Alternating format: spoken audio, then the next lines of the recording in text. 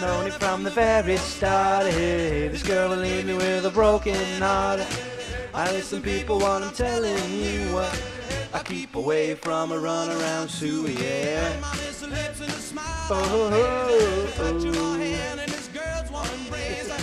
And if you don't wanna cry like I do, I keep away from a run around Sue.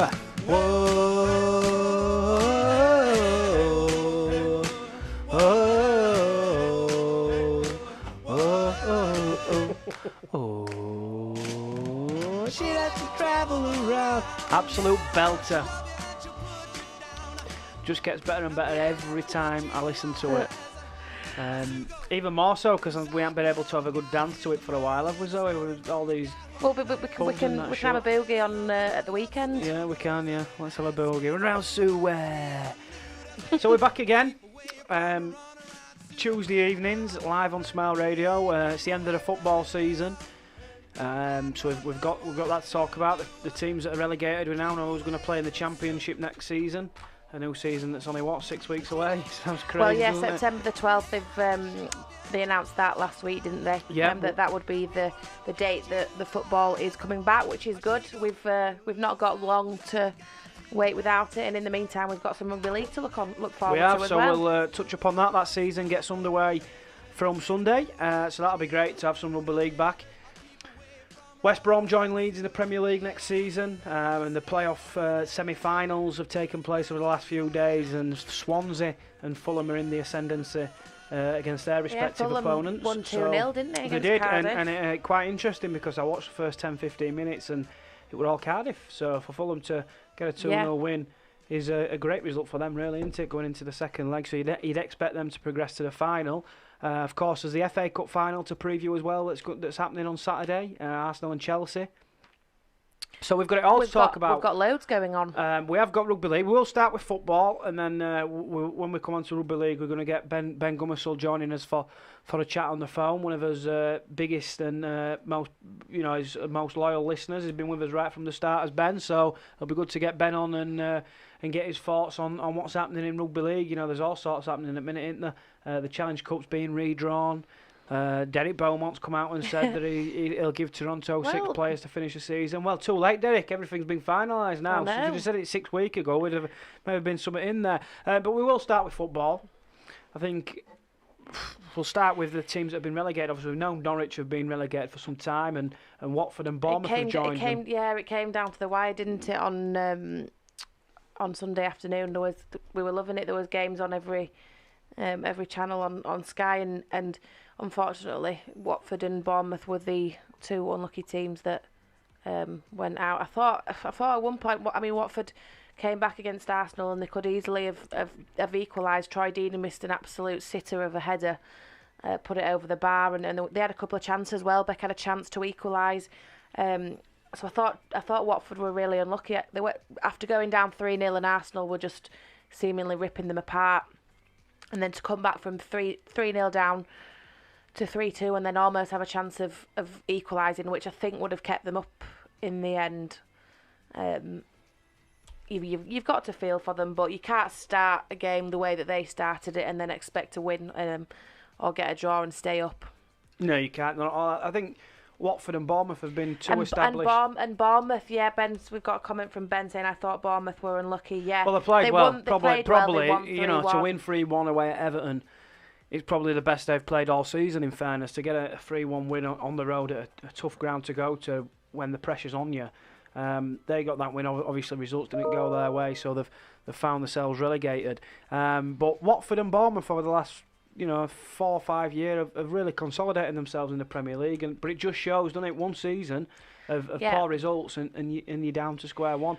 Well, we were talking, weren't we, before the games on Sunday, that I think we both were of the thought that Watford would probably have stayed up if they hadn't have sacked Nigel Pearson. I think that was an absolutely ridiculous. At the time, it was a horrendous decision. I think that's been made even clearer now. The fact that they have got relegated, they were adrift of the I think they were 6 points off adrift of the rest of them in the bottom three, and then Pearson's come in and got them out of the bottom three.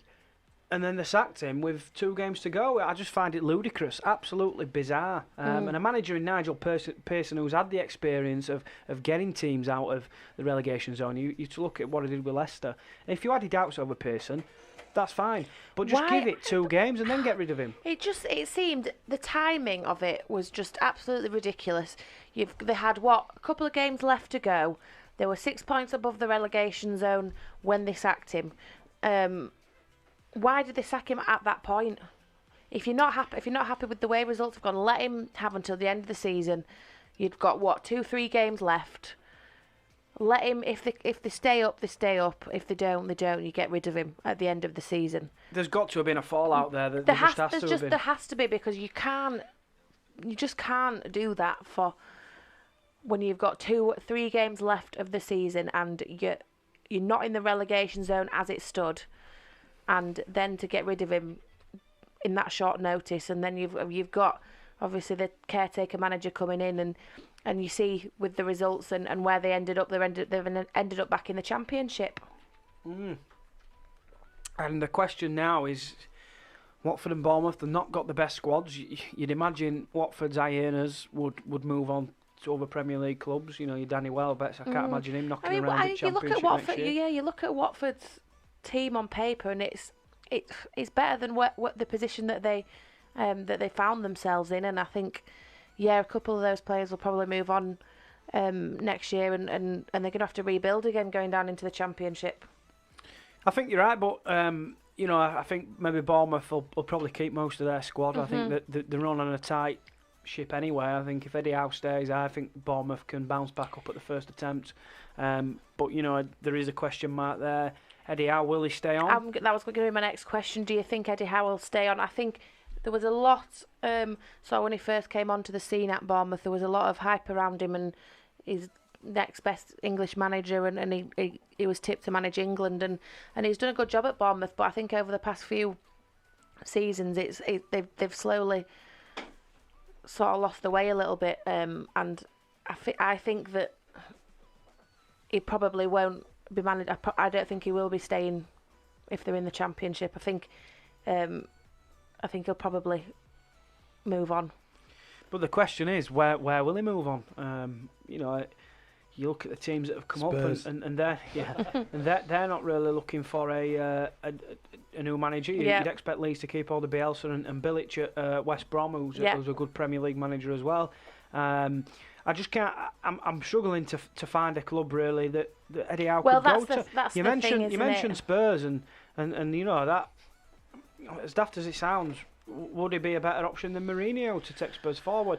Not that that's going to happen. You think they give Jose a full season, but that's just the way it is. And I just don't know what will happen to Bournemouth should Eddie Howe move on. I think he'll do another year. I think he'll try and get them back up at the first attempt. Get them back up, yeah. And take it from there, really. So we shall see.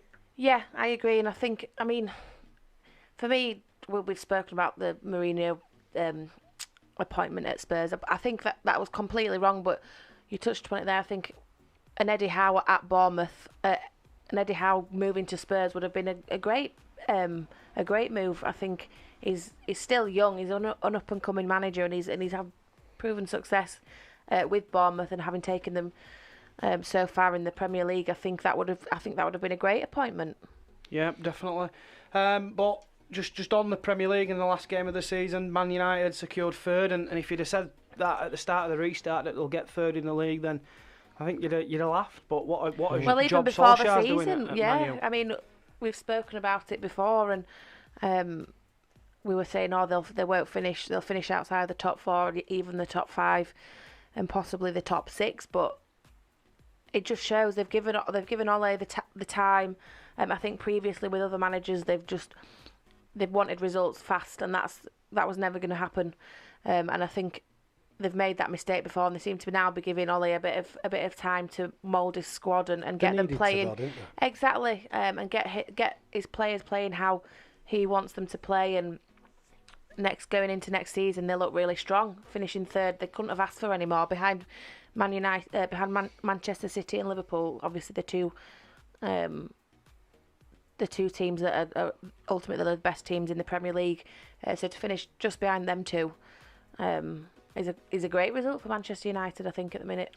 Yeah, and I looked at a side that they picked, pre-lockdown, and it just seems like a completely different team. They've got Fernandes, who's given that balance in midfield and bringing the best out of Pogba as well when he's been playing.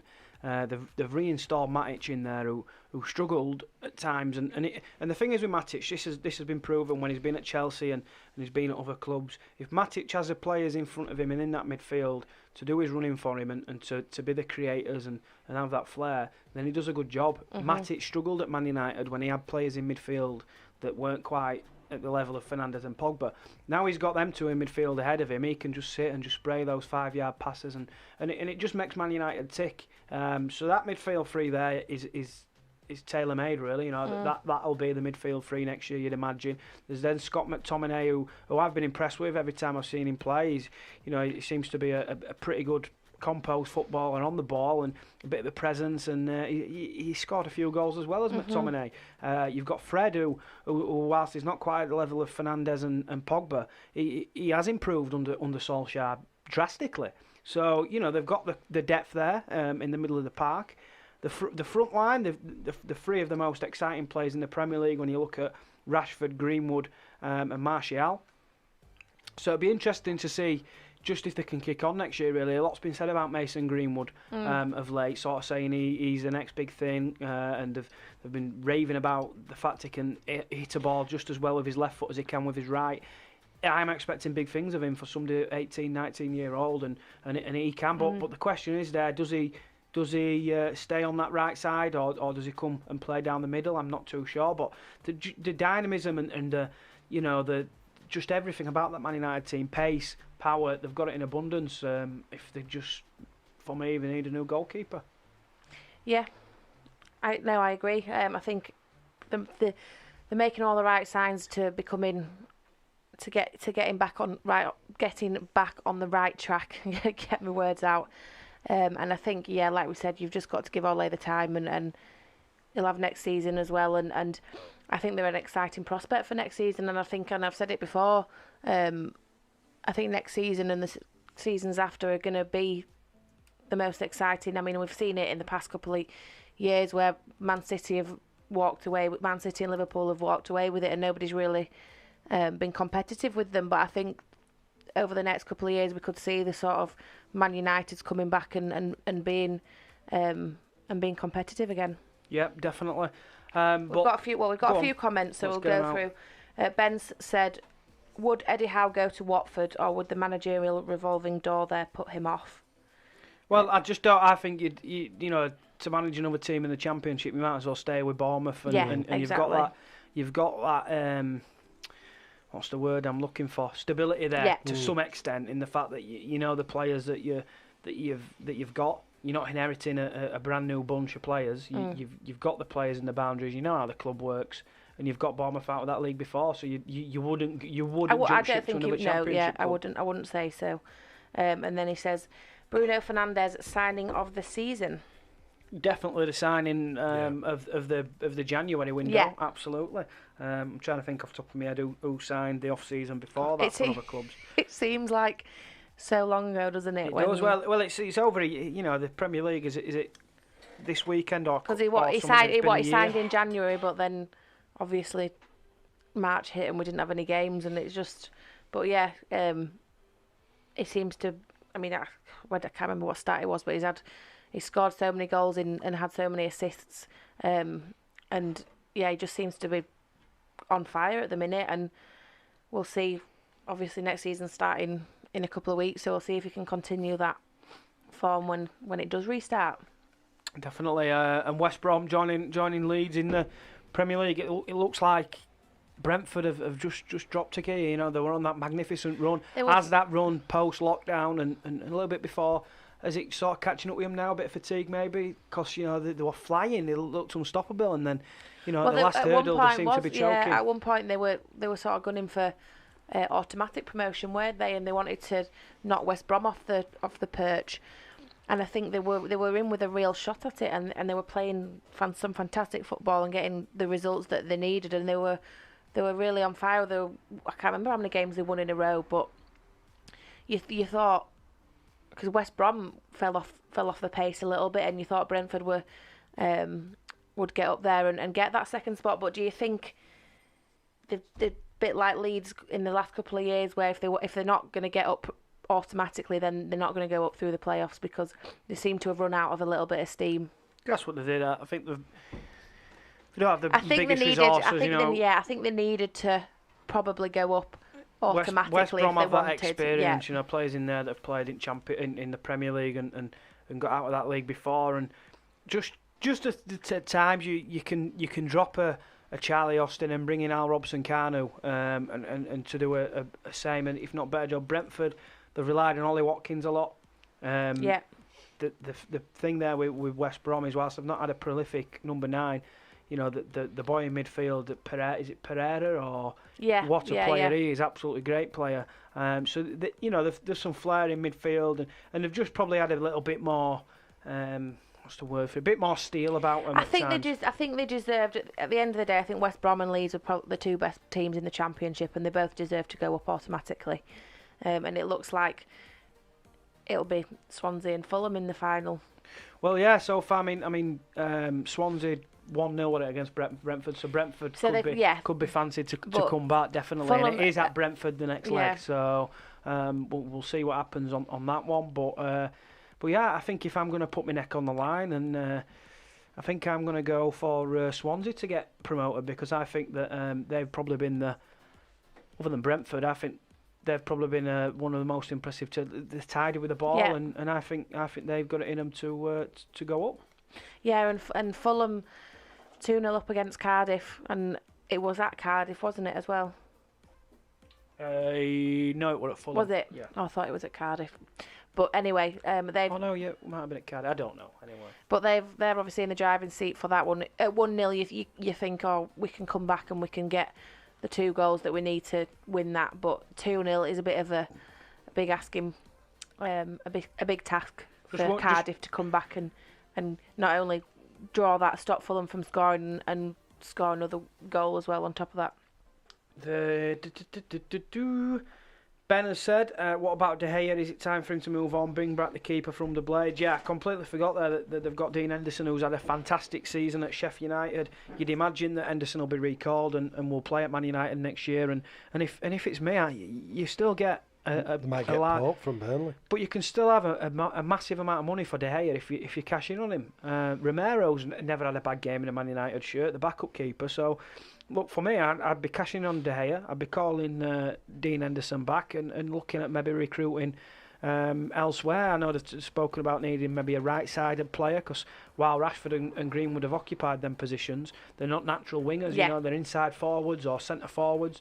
They probably want a bit more width, a bit of quality out wide. So if I'm Ole Gunnar Solskjaer, I'm looking at that option of bringing in Henderson, giving him the jersey. Having Romero to fall back on and cashing in on De Gea, but whether he does that or not, we shall see. I think Man United, there's an incredible amount of loyalty there to De Gea in the fact he won their Player of the Year and for 3 consecutive seasons, and ultimately 2 years ago actually kept them in there or thereabouts. But you can't live on sentiment, and for a while now, De Gea's not been. I've never really rated him. I think his shot stopping was outstanding at one point. But mistakes just creeping into his game more and more, and he can't get rid of them. So there's no room for sentiment. And if I'm Ole Gunnar Solskjaer, as I just said, I'd be cashing in on him and spending that money. Yeah, well, I mean, on the subject of goalkeepers as well, there was a big decision from Frank Lampard to drop Kepa on Sunday. Mally Stokes, I don't know if you're listening or not, but he's always comments saying that he can't stop anything. Well, I'm surprised he's not done that sooner. I look at Caballero. I mean, he let 5 odd goals in, didn't he, against Liverpool the couple of days before, and I think he came out, didn't he, before the game and said it's a tactical change, and he'd spoken to Kepa before the game, and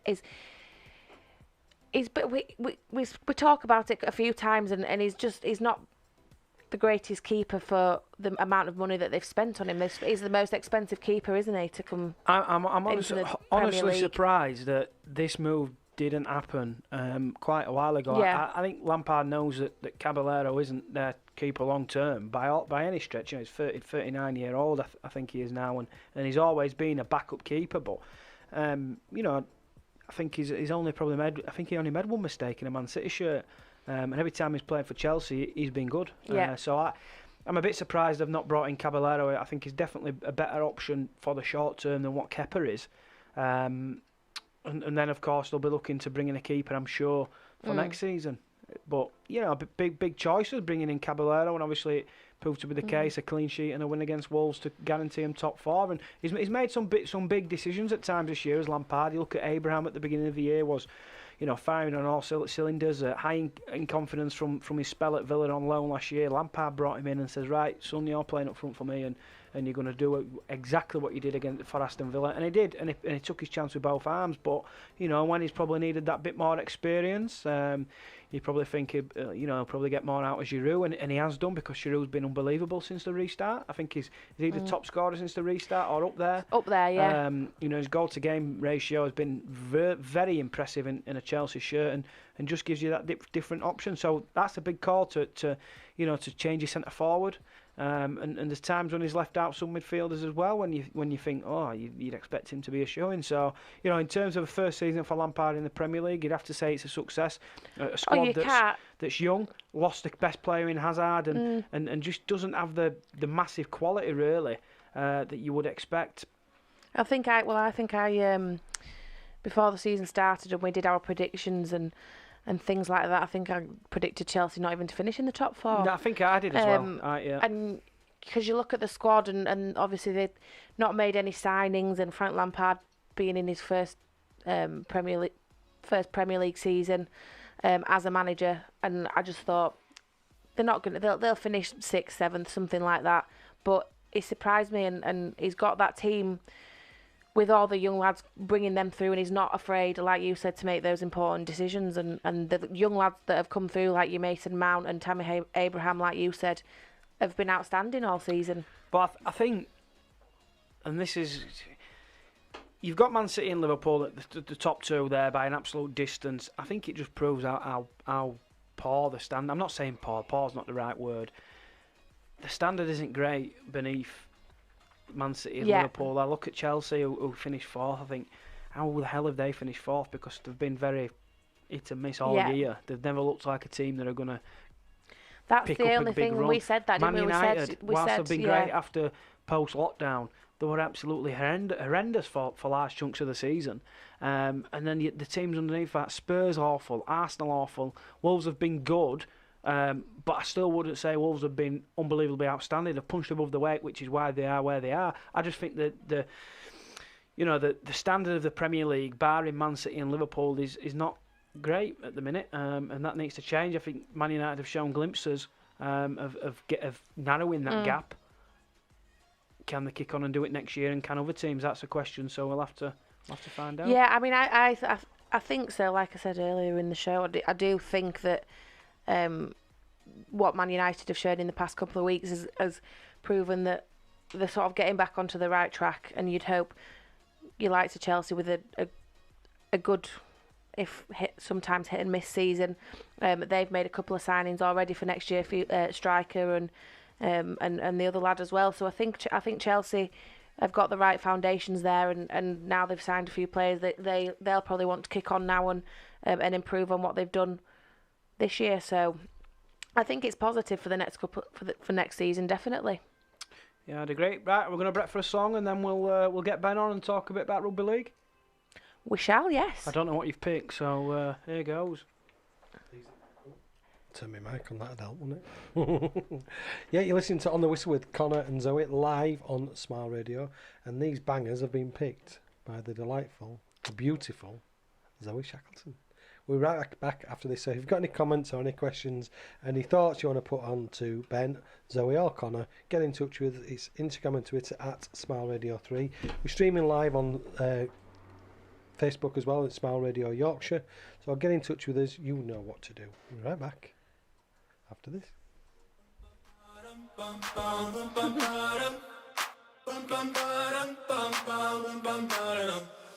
Oh my God, my God, these feelings just begun.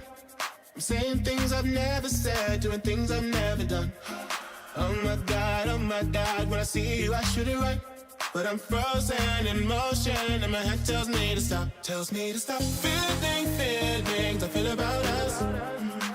Try to fight it but it's never enough. My heart is hurting, it's more than a crush. Cause I'm frozen in motion and my head tells me to stop. But my heart goes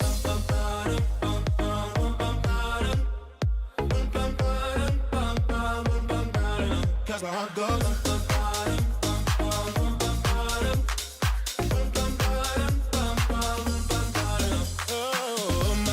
oh my God, can't believe what I've become. I'm thinking things I shouldn't think, singing songs I've never sung. Oh my God, when I see you I should run. But I'm frozen in motion and my head tells me to stop. Tells me to stop. Feelings I feel about us. Try to fight it, but it's never enough. My heart is hurting, it's more than a crush. Cause I'm frozen in motion and my head tells me to stop. But my heart goes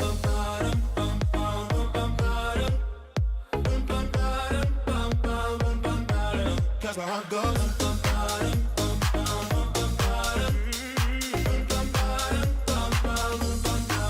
but my heart goes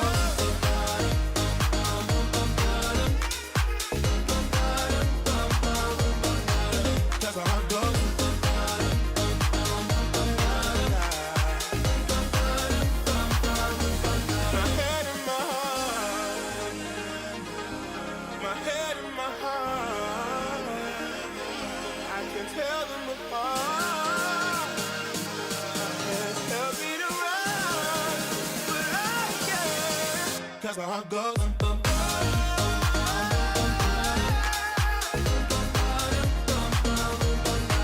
cause my heart goes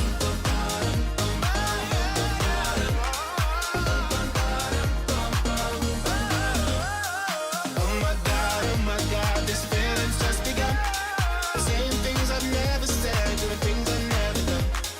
Oh my God, when I see you I should've run. But I'm frozen in motion. Right, we're back on the whistle with Connor and Zoe live on Smile Radio. We are back and we've got a guest joining us now. Bear with, let me turn him on.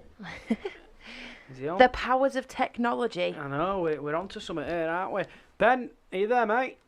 Hi guys, how we doing? Good, thank you. Great for you to join us, mate. Like we said at the beginning of the show, one of his biggest fans, been with us from the start. So Thank you for coming on, Ben. get you on and we can have a good chat. I've seen you forwarded me a few things that I'm sure you want to talk about. Go on, the Challenge Cup 6th round to be redrawn. What's your thoughts on that?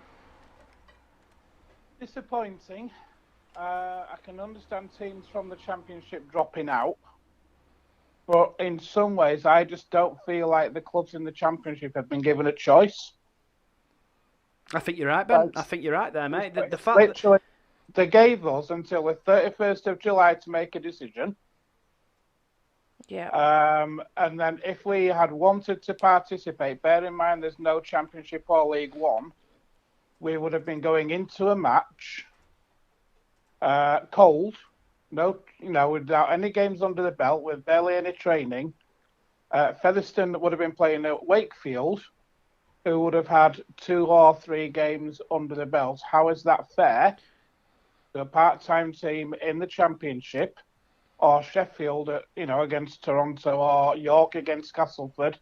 How is that fair to the part-time teams in the Championship? Well, I get exactly what you're saying there, Ben, and the fact as well that the biggest thing in all this is, should Featherstone have played in this cup game, they'd have had to bring their players off furlough. Now that is a massive chunk of money that would then have to be paid out with the club just for probably one game, Ben. Because let's be Well, real. no, let's be honest, 2 games, Connor, because we get past Wakefield. Good one. But you just hit the nail on the head there, mate. In the fact you said Wakefield have been training for a month before that, played games in Super League. So you've hit the nail on the head there. That the Championship clubs have just had no real input on this Challenge Cup, because it's been taken out of their hands by the authorities that have said that League One and Championship won't resume in 2020. Would you agree?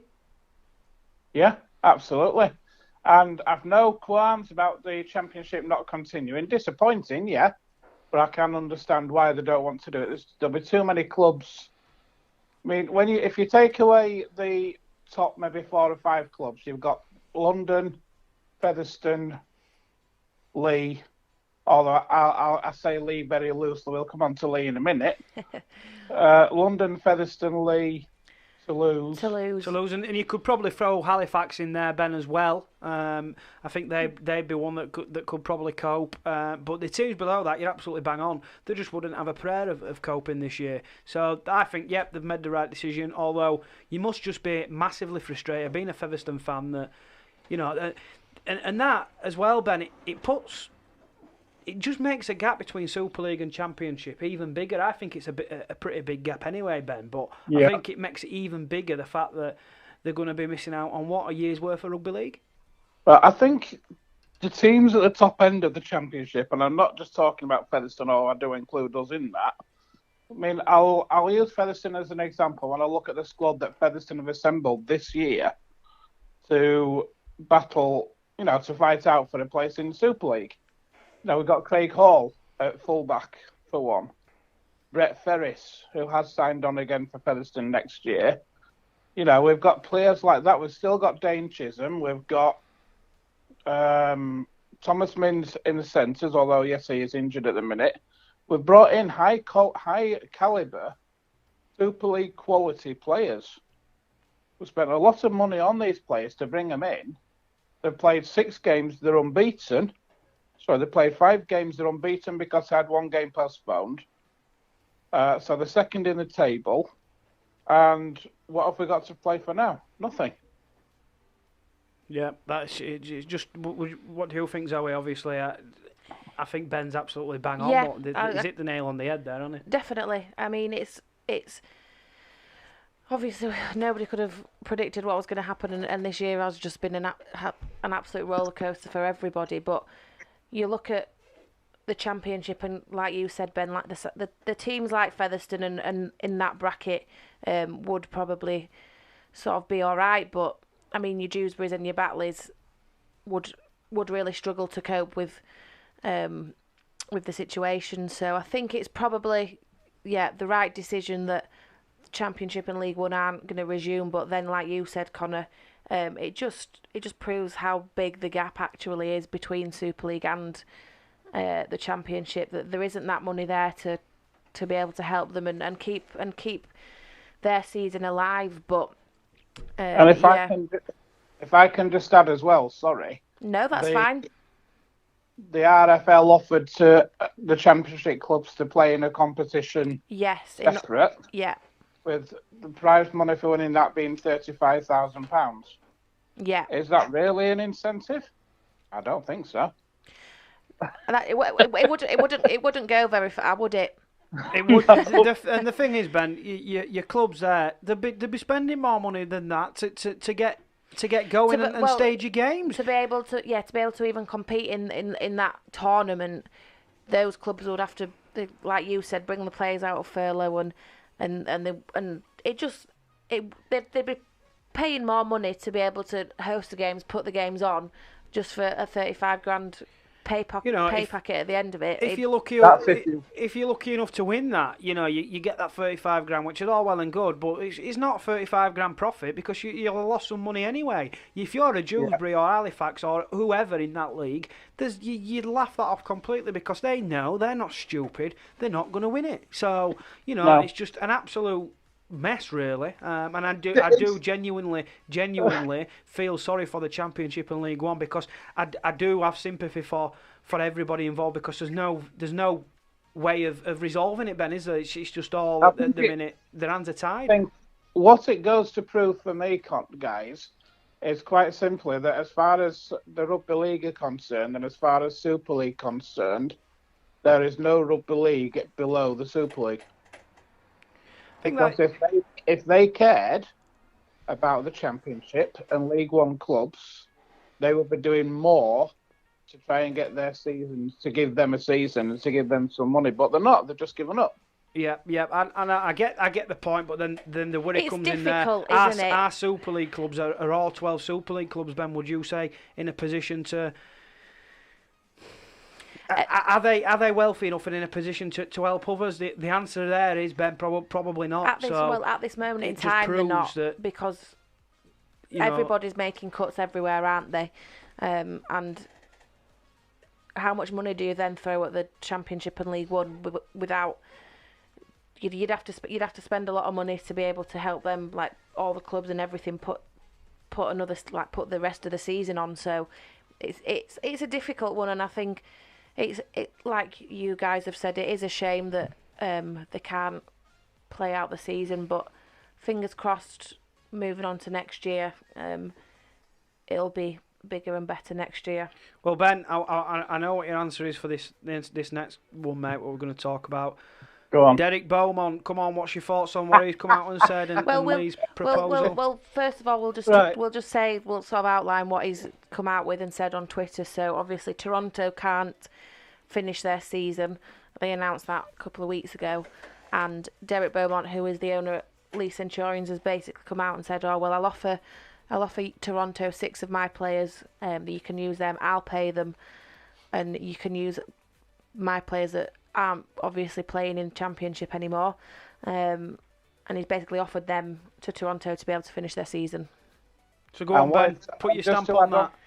Just to add on to that as well, what he's also said is that if Toronto say no, then Let Lee, will take their place in Super League. So, don't have a problem with him offering Toronto the players. I think that's a great gesture, bearing in mind the trouble that Toronto have had, and we know all about that. The problem I've got with that is the second part of that statement. Now, bear in mind that Lee played Featherstone in the playoffs last year at Lee. Yeah. And lost in the first round of the playoffs. And we're not talking about losing we're not talking about losing the £1 million game. We're talking about losing in the first round of the playoffs on their own ground. So how does that justify Lee taking Toronto's place in Super League? Well, you know, and the thing is here, Ben, as Mr. Beaumont had his blinkers on for the last 6 weeks, because he's done this while everything's been confirmed. Toronto, everything's been done. They've withdrawn from Super League. It's announced. It's out in the open. Why hasn't it come forward with this 6-7 weeks ago? Because I'm sorry, we all knew that the situation Toronto were in. There was talk about them withdrawing from the competition for weeks. Why has he come out and said it now? Why has he not said it 6 weeks ago when it could have been a viable option? Well, it's not a viable option, though. No, I'm not meaning. Listen. I'm not meaning Lee promote coming up to the Super League. I'm on about giving him his players. Oh yeah. You know that could have resolved things. Absolutely. But he's not done it. He's not done it for that, Ben. He's not done it to be kind-hearted, has he? He's done it to prove a point. And Beaumont's not a kind-hearted player. He's a person. He's a very selfish person. And I know I've got to be careful because I'm on the radio here. But in my opinion. Ben's opinions. So I'll say that because I know it might not be your guys, but in my opinion, Derek Beaumont is a very selfish owner. Some of the statements he's come out with, some of the things that he's done over the years have been controversial, shall we say. Well, Lee have had their money troubles over the years as well, haven't they? So. Yeah, but I just don't understand how he's got any justification in saying that Lee can take Toronto's place. It's not viable. It's not possible. It's not fair. It's not going to happen, is it? If nobody else wanted to, Featherstone hadn't said it. Bear in mind, Featherstone beat Lee. They beat Lee at Lee. They beat Toulouse at Toulouse, and they beat York at York to get to the £1 million game. Yes, they lost that. But if anybody in that top 5 should be taking the place of Toronto, if they want somebody to, then, I'm biased as I may be, in my opinion, first call should go to the team that lost to Toronto. I would agree with you in any normal situation. That's what would happen, but obviously the season starts again this weekend, and they've not made any decisions. So Look, we're in an 11-team competition for Yeah. the rest of this season, and look, I think as well, should Toronto not be there for 2021 in Super League, I think No, we'll they be shouldn't. I think there'll be an 11-team competition in 2021 as well. I think what's been proven by this, Connor, in my opinion, is that Toronto is not viable. The whole Toronto farce has been going on for 3 years now. They brought them in into League One, and to be fair I'll give Toronto credit, they did work their way up. But it's been proven this year that Toronto is not viable in the English Super League.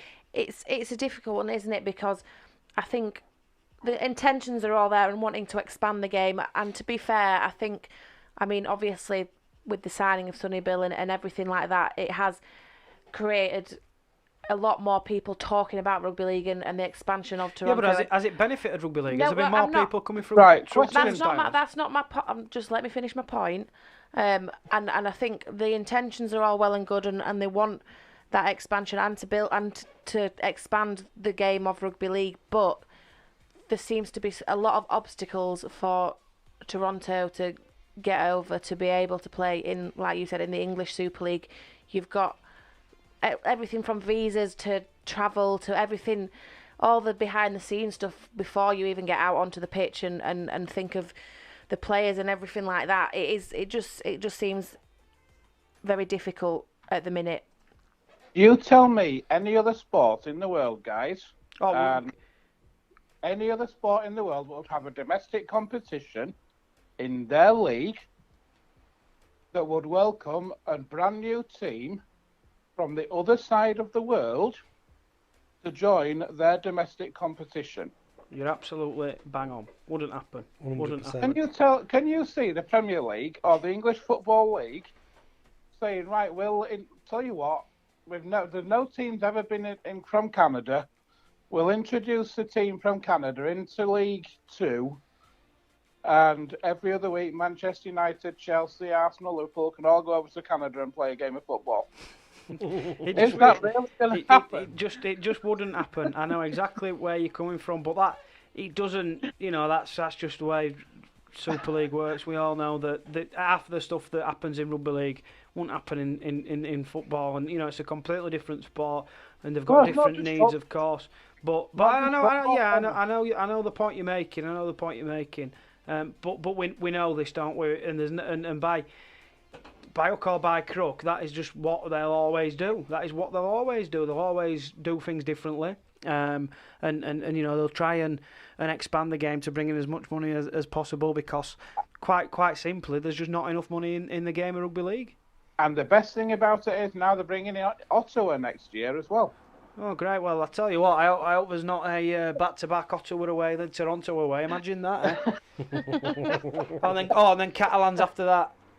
Yeah. Oh, and then Toulouse. Yeah, if they come on, Yeah. four games back-to-back: Ottawa, Toulouse, Toronto, and Catalans. Woof. Imagine telling that to your family. I won't see you for a month, kids. Well, there we go. Yeah, well, Ben, spot on, mate. Thanks for joining us. No worries. Enjoy the rest of the show, mate, and obviously feel free to drop your comments in as well.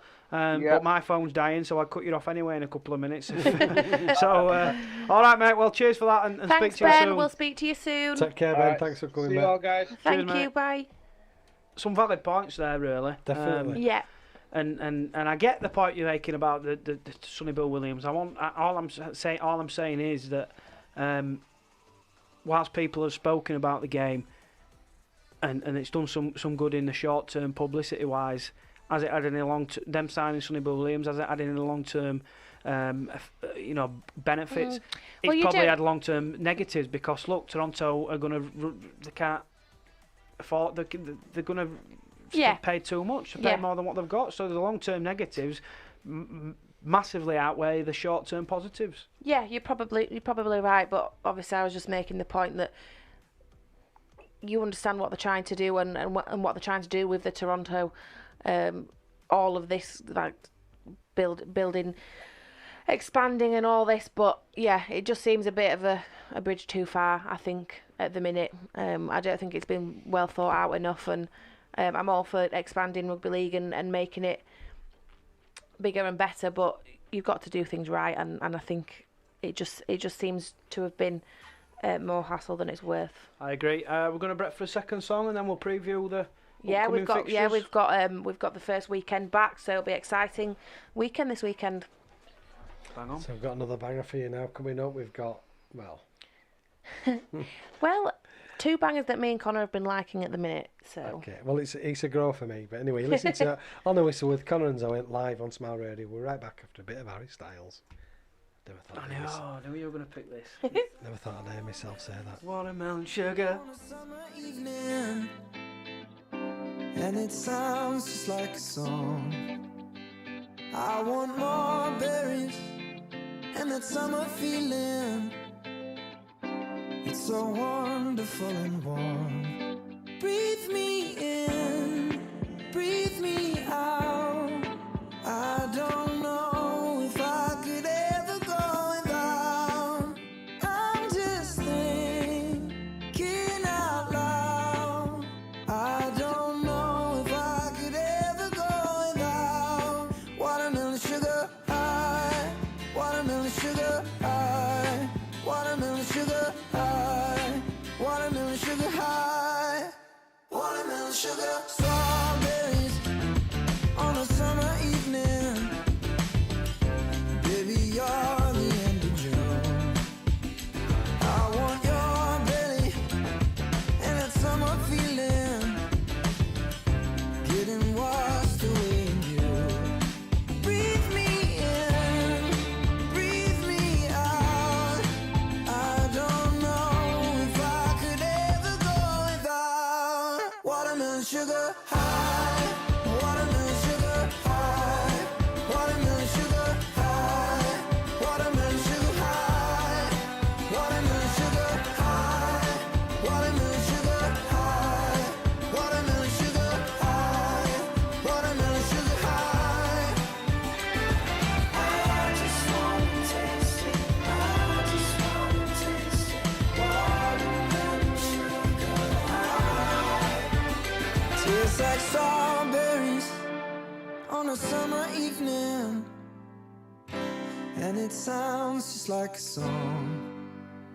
I want your belly and that summer feeling. I don't know if I could ever go without watermelon sugar high, watermelon sugar high, watermelon sugar high, watermelon sugar high, watermelon sugar high, watermelon sugar high, watermelon sugar high, watermelon sugar high. I just wanna taste it. I just wanna taste it. Watermelon sugar high.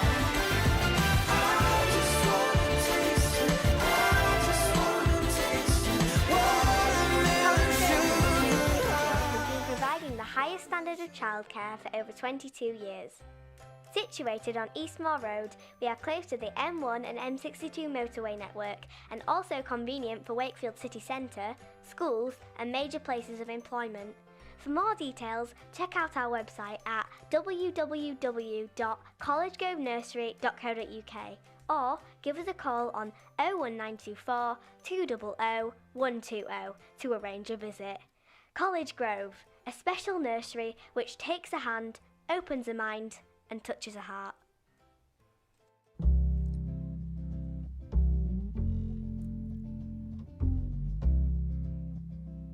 Tune in to the Chippehoy 1970s hour here on Smile Radio.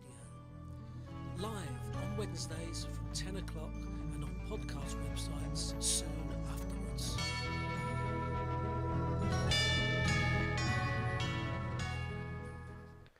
We're back. I said just before that song, I says, I will preview the three fixtures. Of course, there's only two because Toronto have withdrawn from league. So we'll preview the two. Saints play Catalans at 4:15. Saints didn't find the groove at the beginning of the year under Christian Wolf, did they? Understandably. Yeah. I mean, it always takes time, doesn't it, when another coach comes in, and they've had such a successful couple of years under Justin Holbrook that it was always going to be a difficult job for Christian Wolf to come in and not only he'll have a different style of play to Justin Holbrook and what the players have been used to. So he'll still be wanting to get his players playing the way that he wants them to play, and it's understandable that they've been a bit hit and miss. It was always going to happen with a new coach coming in, but you'd think that they'd probably, after this time off and coming back into it, you'd think that they'll see some improvement and get those results. Coming up against the Catalans team, who for me, when they were on it at times at the beginning of the year, looked great. Sam Tompkins found a new lease of life. He was playing some of his best rugby, wasn't he? Yeah, playing really well. They've got danger all over the park, and for a team probably coming off this, they're not very structured. Catalans never really have been. They throw the ball around. This might suit them coming back and having just throwing the ball around. It'll be a great game to kick it all back off. Saints and Catalans for me. Definitely. Like you said, Catalans, they're probably, I mean, it's top 4 now, isn't it, that play off, so they're probably not going to get into the top 4, so they'll look to play some exciting rugby and not have that added pressure of having to make the top 6 and not finish in the bottom 4 and top 8, and not finish in that bottom 4 and be in for relegation. So with the pressure off them, they might play some better rugby and sort of put the feelers out for next year and get ready for that as well. That's it. Do you think teams will probably blood some of the youngsters knowing this is? I know we spoke about it briefly a few weeks ago. Do you think? I think they'd be silly not to, because your teams like Catalans. I mean, Catalans you'd probably expect to finish higher up the table, but Salford, Wakefield, Hull KR, all those types of teams will want to play the young sides, because let's face it, they're not going to finish in the top 4. They've not got the threat of relegation looming over them. So why not? You're not going to get any other chance to do it. So yeah, why not give the young kids a chance? And there could be surprise packages. I think with this no relegation, teams will rest players and bring in the youngsters like you said, and there could be teams there that really think, right, do you know what? Let's go for it. Let's go for this and get towards the top and build momentum and winning is just such a habit. If you win a lot of your games and get in a run this year, you take it into next year. Yeah. Especially if you're a team like a Wakefield and a Salford, you've got that winning mentality. Winning becomes a habit, as does losing, and I think that'll be in the back of the coaches and players' minds.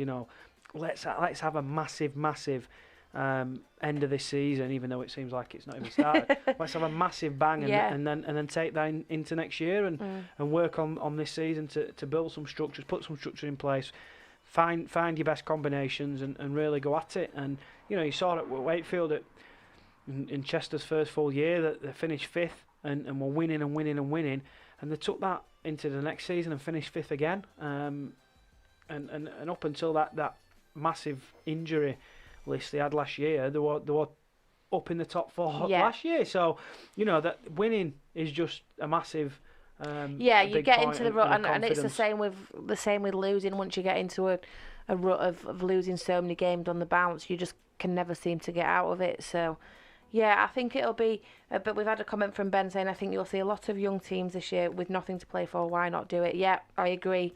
I think like I said, you've not got that threat of relegation, so if you do finish bottom, it's not going to make a difference.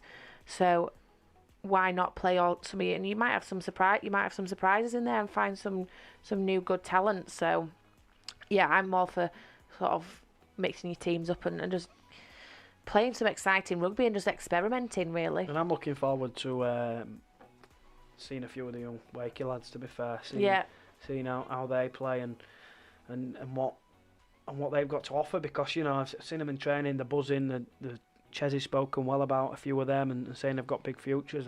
I've seen them play in the reserves in the academy, killed it. I just want to see them get that chance now. I'll be made up to see a few of them get that chance, because I know they've got big futures and of course I can only say it from a Wakefield point of view, but Of course, other teams will have their young players that they want to blood and see how they get on. The second game on the Sunday, Huddersfield and Leeds. Huddersfield, who started the season particularly well, as did Leeds under Richard Agar. Yeah. So a good matchup, and Cruz Leeming set to make his debut against his former club for Leeds. Yeah, and same with Ashton Golding. He's set to make his debut for Huddersfield. No, I think he's come out and said Golding is he won't not? make it to that. Yeah, he's not quite ready. I thought he'd said I missed. I thought he said that he will come, but I might have missed that. Yeah. But no, I think that's a really good matchup again. Both teams are playing really well at the start of the season, and it'll just be nice. I'm just looking forward to getting some rugby league back, Super League back on. I know we've had the NRL for the past couple of weeks, but yeah, it'll be nice to just see the Super League back. And I wouldn't be able to call that one Huddersfield and Leeds. I think both of them have been Huddersfield sort of a surprise package. Huddersfield seem to. They always do all right, don't they? They never really tend to kick on, so we shall see. But I think too close to call, but I think Leeds will probably just edge it for me. So you're going for Leeds? I'm gonna go for Leeds. Yeah. Right. Saints Catalan. Are we going for in that one? I'll go St Helens. I'm going to go Catalan. I'm going to go for Catalan to hit the ground running and get that win. And I'm going to go for Leeds to beat Huddersfield as well. But we just don't know, do we? With the restart, exactly. It's I a new mean, season. We had the same when the football restarted. You just don't know what sort of form the teams are going to come back in, and the players and everything like that. There's so many contributing factors to the game and to it restarting. So I think it'll be interesting to see what the players come out and what they look like and the teams and everything. So it'll be interesting to watch on Sunday, and I'm looking forward to it. Me too. I think that leaves us there, doesn't it? We've got the run around Sue in the background, so it's another hour gone by just like that. So we'll be back next week, reviewing the fixtures, looking ahead to the other teams that we're playing next week. So make sure to join us next week. Same time, same place. Same channel. Same people. Don't forget, if you've missed this show or any other show, you can download the podcast from Podbean, iTunes, Spotify and all the major podcasting sites, or you can go to our website www.smaleradio.co/on-demand. So all that's left is to say thank you, everybody.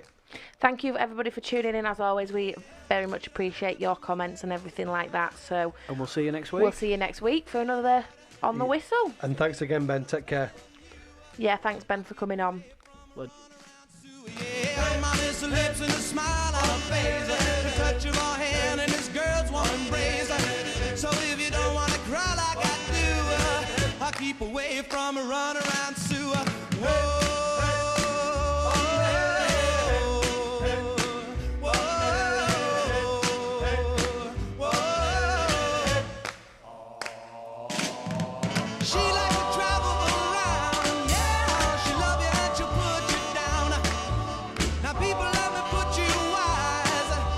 Sue goes out with